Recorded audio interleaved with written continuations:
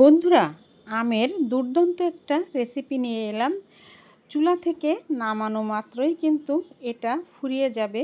তো তার জন্য কিন্তু বেশি করে বানিয়ে রাখো, যাতে সারা বছর জুড়ে খেতে পারো। চলো তাহলে রেসিপি শুরু।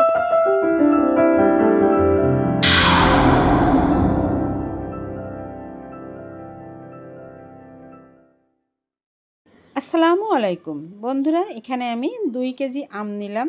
আর এই আমটা কিন্তু একটু নরম আম।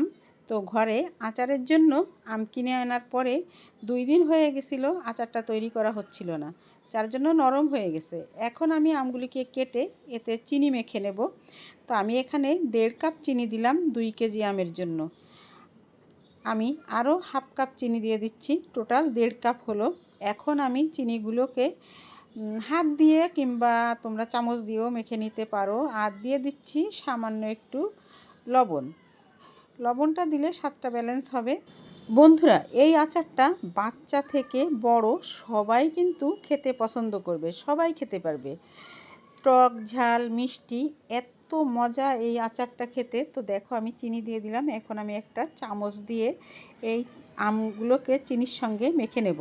মেখে বেশ কিছুক্ষণ আমি রেখে দেব। আমার প্রায় অনেক সময় হয়েছিল আমি আম মেখে রেখে দিছিলাম। এতে করে আম কিন্তু একটু শক্ত হয়ে যাবে, আর আম থেকে পানি বেরিয়ে আসবে, চিনি গলে যাবে, খুব সহজে আচারটা তৈরি হয়ে যাবে। এখন মেখে ঢাকা দিয়ে রেখে দেব। প্রায় 2 ঘন্টা পরে আমি আচারটা জাল করছিলাম। তো আমার অন্য কাজের জন্য আমি দেরি করে জাল করছি, তোমরা আধা ঘন্টা 1 ঘন্টা পরেও করতে পারো। তো একেবারে সহজ রেসিপি, একেবারে অল্প সময়ে তৈরি হয়ে যায় এটা। দেখো, চলে এলাম 2 ঘন্টা পরে। আমি আম থেকে দেখো পানি ছেড়ে দিছে, আর চিনিটা গলে গেছে। এখন আমি এই আমটাকে সরাসরি কড়াইতে ঢেলে দেব। এখানে আমি একটি কড়াই নিলাম, আর কড়াইটা কিন্তু পর্যাপ্ত গরম হয়ে গেছে। আমি আমগুলিকে ঢেলে দিলাম। এখন অনবরত আমগুলিকে নেড়ে নেড়ে জাল করে পানিটাকে শুকিয়ে নিতে হবে। দেখো, আমের কালার চেঞ্জ হয়ে গেছে। এদিকে আমার আম জাল হচ্ছে, ওদিকে আমি এখন একটা মশলা তৈরি করে নেব। মশলার ভিতরে শুধু আমার এই যে 5টা শুকনো মরিচ দিলাম আমি, আর দেব 1 চামচের মতো পাঁচফোড়ন। খুব বেশি মশলার এখানে প্রয়োজন নেই। তো আগে আমি শুকনো মরিচগুলোকে টেলে নিলাম, তারপরে পাঁচফোড়ন দিলাম, কারণ শুকনো মরিচগুলো ভাজতে সময় লাগে।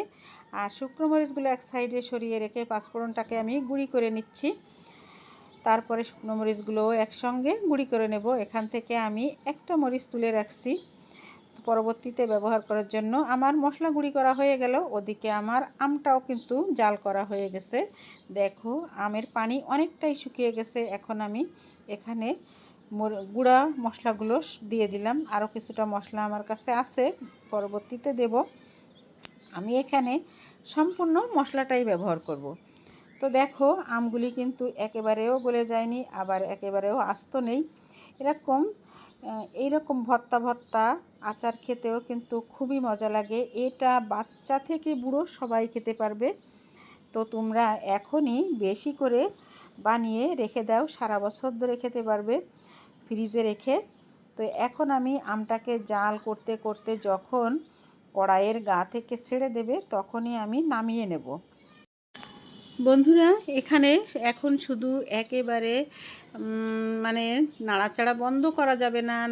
এই যদি একবার আমি অন্যদিকে খেয়াল করি, তাহলে কিন্তু নিচ থেকে পুড়ে যাবে, আর একদমই ভালো লাগবে না আচারটা খেতে। তো এখানে আমি একটু প্রাণের হোয়াইট ভিনেগার আমি এখানে দিয়ে দিচ্ছি। প্রায় 1 টেবিল চামচের মতো এখানে আমি হোয়াইট ভিনেগার দিলাম। এতে আচারটা অনেক দিন পর্যন্ত ভালো থাকবে, আচারে কোনো ছত্রাক আসবে না। এর জন্য আমি এখানে হোয়াইট ভিনেগার দিয়ে দিলাম। এবার আবারও সুন্দর করে নেড়ে নেড়ে আচারটাকে একেবারে শুকনা শুকনা করে নামিয়ে নেব। বন্ধুরা, সঙ্গে থাকো আর দেখতে থাকো। বন্ধুরা, ছোট্ট একটা ভিডিও, কেউ কিন্তু স্কিপ করে দেখো না। আমি কিন্তু কারোর সাথে বেইমানি করি না, তো আমার সাথেও কেউ এরকম কিছু করো না। আমি জানি তোমরা সবাই আমার ভিডিও মন দিয়েই দেখো। বন্ধুরা দেখো, আমার এই যে কড়াইয়ের গা থেকে কিন্তু ছেড়ে দিচ্ছে, তার মানে আচারটা কিন্তু হয়ে গেছে। তো এই আচারটা নামানো মাত্রই কিন্তু শেষ হয়ে যাবে। এতটাই মজা, খেতে লাগলে শুধু মন চাইবে যে শুধু খাই। আর মশলার একটা ভাজা ঘ্রাণ এত মজা লাগে খেতে, তোমরা একবার তৈরি করে খেয়েই দেখো, অবশ্যই তোমাদেরও ভালো লাগবে। আমার আজকের এই আচারটা কিন্তু একেবারেই রেডি। আমি এখন পরিবেশন করব, অন্য একটি পাত্রে তুলে নেব। বন্ধুরা সঙ্গে থাকো আর দেখতে থাকো। বন্ধুরা, আমার আজকের এই আচার রেসিপিটি তোমাদের কাছে যদি কোনো অংশে একটুও ভালো লেগে থাকে, আমার চ্যানেলের পাশে থেকে যেও আর আমাকে সাপোর্ট করো। আমার চ্যানেলটাকে সাবস্ক্রাইব করে পাশে থেকো আর আমার ভিডিওটা প্রতিনিয়ত দেখতে থাকো। আমি যেদিন যেদিন ভিডিও দেব আমার সঙ্গেই থেকো। বন্ধুরা, আজকের মতো বিদায় নেব। দেখো, আমার আজকের আচারটা আমি তুলে নিচ্ছি। তো কেমন লাগছে আমার আজকের আচারটা অবশ্যই কমেন্টের মাধ্যমে জানাবে। যদি কোনো অংশে ভালো লাগে লাইক, কমেন্ট আর শেয়ার করে দিও। আর এভাবে তোমরাও এই আচারটা তৈরি করে একবার হলেও খেয়ে দেখো, অসম্ভব মজার হয় এই আচারটা। বন্ধুরা সবাই সুস্থ থেকো, ভালো থেকো, সবাই সবার পাশে থেকো।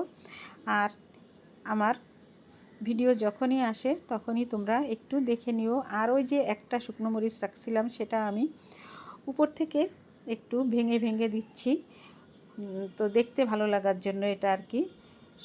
আজকের মতো এখানেই বিদায় নিচ্ছি বন্ধুরা, আল্লাহ হাফেজ। বন্ধুরা, আমার সঙ্গে এতক্ষণ থাকার জন্য অসংখ্য ধন্যবাদ। সবাইকে অসংখ্য ধন্যবাদ জানিয়ে আজকের মতো বিদায় নিলাম। আসসালামু আলাইকুম।